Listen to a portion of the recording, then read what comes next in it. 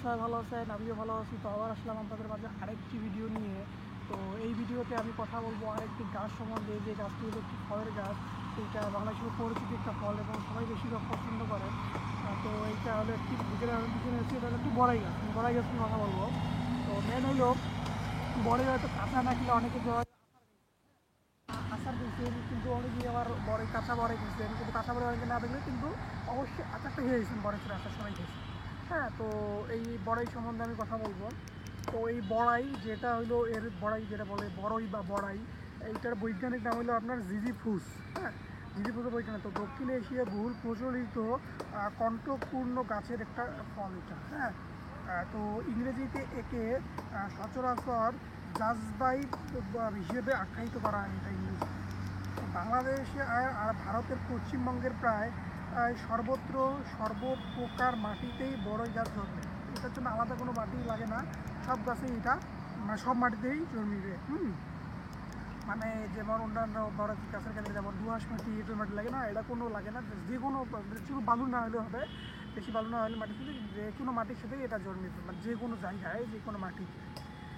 তো এইটা হবে আপনার হলে একটু ডিম্বাকৃতির। বড়াইরে সচরাচর কুল বলে অবহিত করা হয়। আমরা অনেক জায়গায় বড়াই বলি, এইটাকে আবার অনেক জায়গায় বলা হয় কুল। হ্যাঁ, কুল।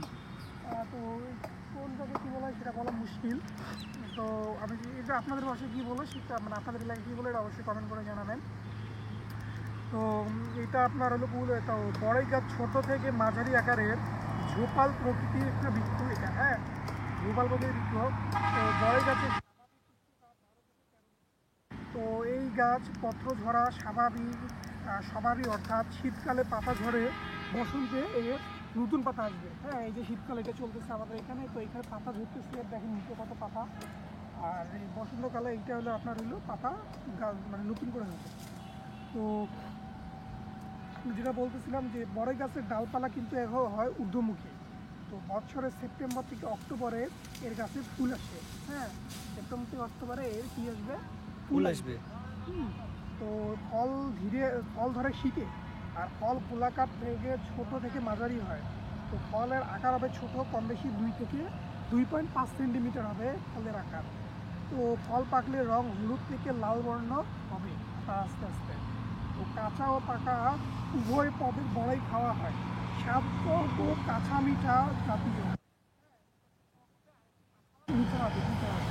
তো বড়াই শুকিয়ে সংরক্ষণ করে অনেকজন।